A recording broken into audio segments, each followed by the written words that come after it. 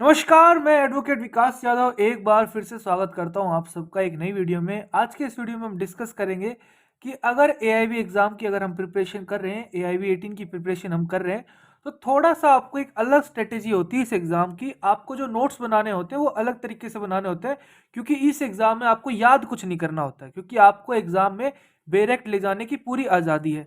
तो कोई ऐसे आपको नोट्स नहीं बनाने कि अलग से आप अपनी कॉपी बना रहे हो, उसके अंदर नोट्स बना रहे हो, सेक्शंस के नाम लिख रहे हो, सेक्शन लिख रहे हो, ठीक है, ऑर्डर्स की सीक्वेंस लिख रहे हो और उन सबको याद कर रहे हो, थ्योरी बना रहे हो पूरी। तो ऐसा इस एग्जाम में आपको नहीं करना है, याद कुछ भी नहीं करना है। आपको जो एग्जाम है वो क्वालिफाई करना है बस। जनरल के लिए 45, ओबीसी जनरल के लिए 45, एससी एसटी पीडब्ल्यूडी के लिए 40 मार्क्स क्वालिफाइंग मार्क्स होते हैं।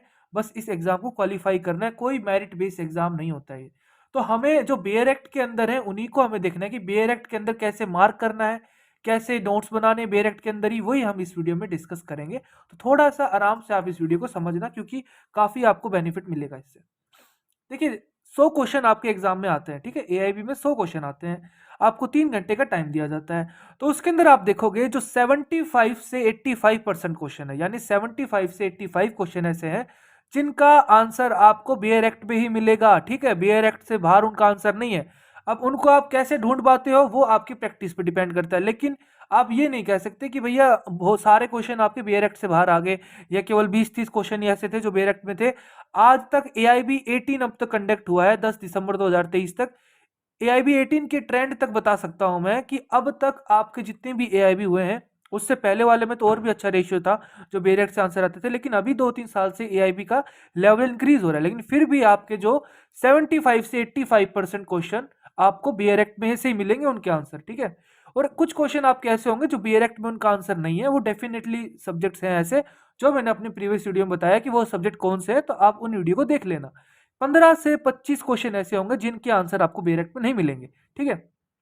तो जिनके भैया आंसर आपको बेयर एक्ट में मिलेंगे, तो उनको हम कैसे डील करेंगे, तो उसमें आप देखोगे कि 40 से 45 क्वेश्चन आपको बहुत इजी मिलेंगे। यानी बेयर एक्ट में आप क्वेश्चन पढ़ के ही देखोगे कि उसके अंदर सेक्शन का नाम लिखा होगा कि भाई पर्टिकुलर सेक्शन नंबर 21 से मुझे बता दो, ये 4 ऑप्शन है, तो आप पर्टिकुलर सेक्शन 21 खोलोगे। या फिर आपको 4 सेक्शन दे देगा, आपको वो 4 सेक्शन एक बार खंगालने पड़ेंगे बेयर एक्ट में, यानी कि आपको ढूंढना थोड़ा आसान होगा। ऐसे 40 से 45 क्वेश्चन होंगे और 30 से 35 क्वेश्चन होंगे जो थोड़े हार्ड होंगे, जो आपको ढूंढने में टाइम लगेगा, और वही आपको प्रैक्टिस करनी। इन 30 से 35 क्वेश्चन को कितना जल्दी आप ढूंढ पाओ, यही आपका पूरा गेम यहाँ पे है।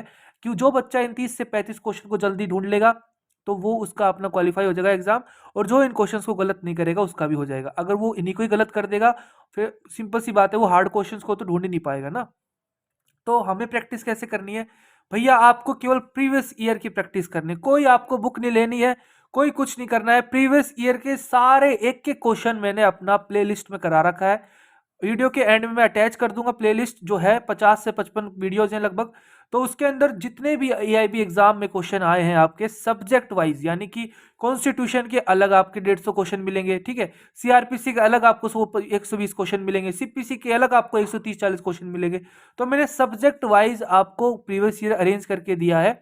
और इस बार काफी बच्चों ने एआईबी 18 में उस प्लेलिस्ट को देखा है और उनका हो गया है एग्जाम क्लियर काफी अच्छे मार्क्स से। तो आपको भी वो प्लेलिस्ट की हेल्प जरूर मिलेगी अगर आप उसको देखोगे। तो आपको मैंने ये करा रखा है, इतना अच्छे तरीके से सॉल्यूशन करा रखा है कि भैया आपका यहाँ से क्वेश्चन आया, सेक्शन नंबर 34 से क्वेश्चन आया है, 34 के अंदर लाइन नंबर 3 से क्वेश्चन आया, पूरा बेयर एक्ट का कटआउट देके, कटआउट पेस्ट करके मैंने आपको स्क्रीन पे दिखाया है कि भैया देखो इस लाइन से क्वेश्चन उठ के आया। तो आपको पूरा बड़ा हेल्प मिलेगा बेयर एक्ट में। जब आप उस चीज को मार्क करोगे तो आपको इधर उधर भागना नहीं पड़ेगा। भाई मैंने खाली ये नहीं बताया कि इसका आंसर सी है, मैंने बताया है कि वो सी आंसर बेयर एक्ट में कहाँ पे लिखा हुआ है, तब उसका आंसर सी आया। तो ये आपको बेनिफिट देगा, क्योंकि एग्जाम में आपको रटना कुछ नहीं है, याद कुछ नहीं करना है, बेयर एक्ट की हेल्प से ये क्वेश्चन को ढूंढते जाना है, ठीक है। तो वो सब चीजें आपको जो वीडियो में दिखाई गई है उनको आप अपने बेयर एक्ट में साथ की साथ मार्क करिए। मैं हर एक वीडियो में अपने बताता हूं कि प्रीवियस ईयर करने का जब तक फायदा नहीं है जब आप उनको हल्का सा पेंसिल से अपने इंडेक्स पे या कुछ सेक्शन है उस पर आप मार्क नहीं करोगे, अंडरलाइन नहीं करोगे, भाई इस लाइन से क्वेश्चन बार बार आ रहा है, इस इलिस्ट्रेशन से बार बार क्वेश्चन आ रहा है, तो प्रीवियस ईयर करने का फिर भैया कोई फायदा नहीं है।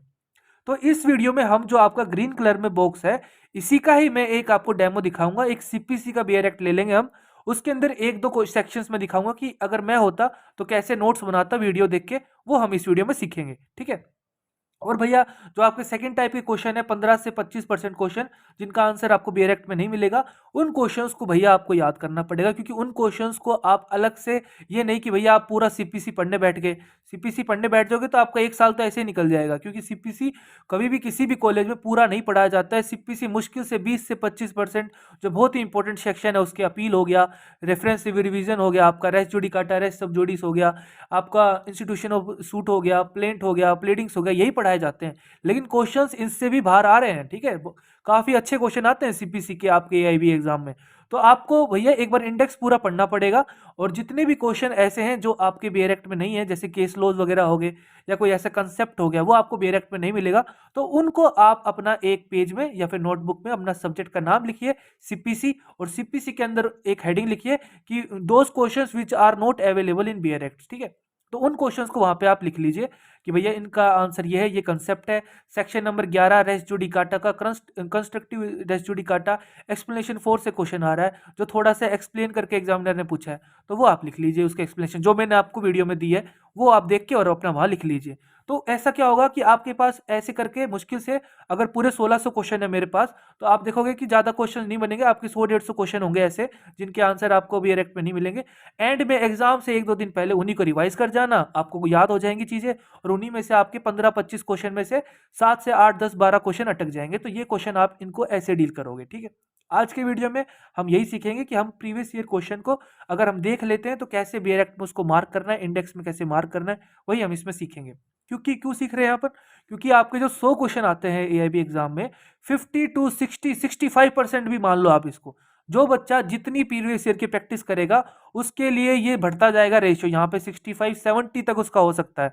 क्योंकि होता क्या है कि एग्जामिनर ये नहीं है कि आपको बिल्कुल ही डिट्टो दे देगा क्वेश्चन, कुछ क्वेश्चन डिट्टो दे देगा, exactly copy paste cut copy paste दे देगा, और कुछ क्वेश्चंस में क्या करेगा, अगर कहीं सेक्शन 21 से क्वेश्चन पूछा है तो भाई अगली बार क्या करेगा, सेक्शन 21 ऑप्शन में दे देगा और सेक्शन ऊपर दूसरा सेक्शन दे देगा, यानी वो इंटरलेट कर देगा। आपके आने क्वेश्चन उन्हीं में से ही हैं जो प्रीवियस ईयर के सेक्शन से सारे।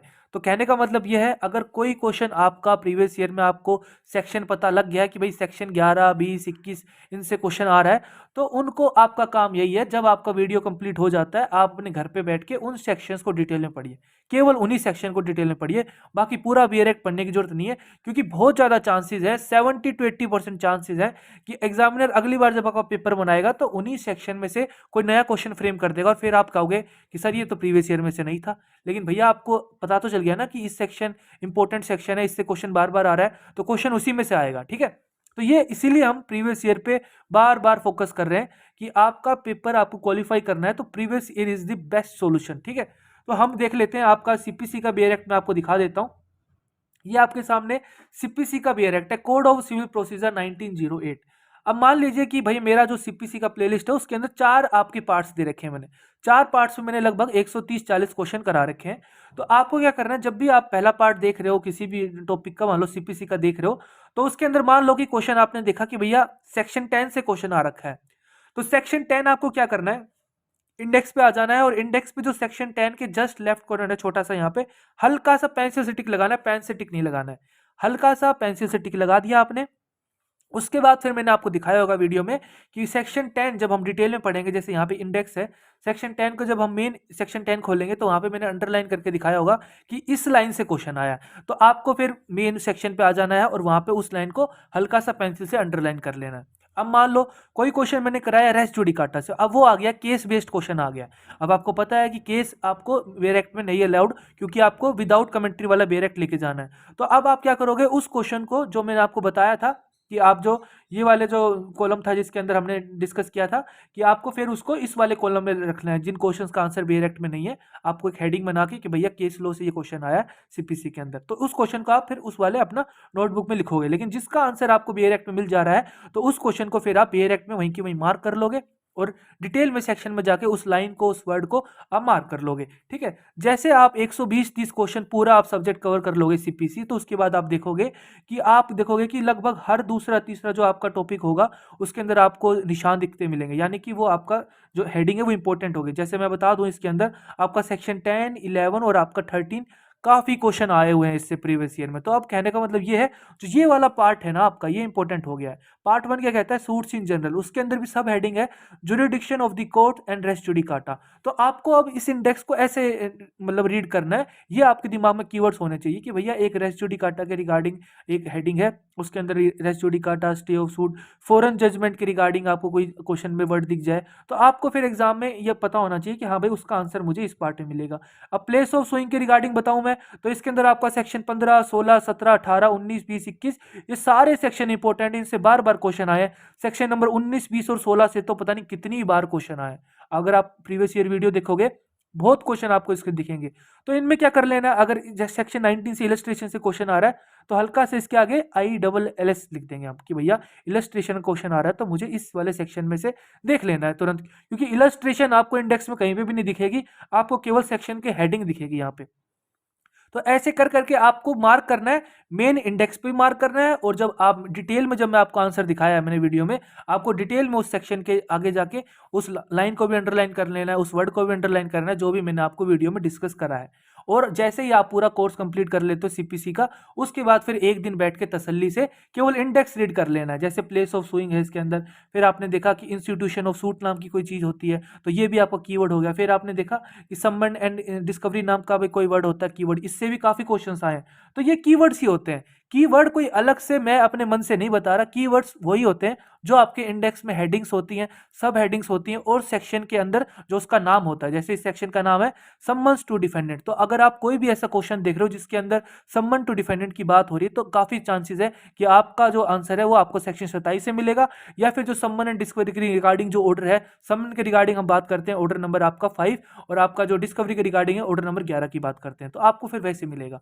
तो ऐसे कर करके जो भी आपका मैं बता रहा हूं वीडियो में, केवल वीडियो को देखना नहीं है, देखने से आपको लगेगा कि हाँ सारे क्वेश्चन मुझसे हो रहे हैं, लेकिन एग्जाम में जब आप उन क्वेश्चंस को डायरेक्ट में देखोगे तो आपका बहुत ज़्यादा टाइम वेस्ट होगा, जिससे आपका जो हार्ड क्वेश्चन में करने वाला जो टाइम आपको चाहिए था वो नहीं मिलेगा, और फिर आप वो बॉर्डर लाइन पे रह जाओगे, 43, 44 ऐसे रह जाओगे। फिर आपका थोड़ा ये रहेगा कि हाँ ये रिस्क है मेरा, हो भी सकता है नहीं भी हो सकता है।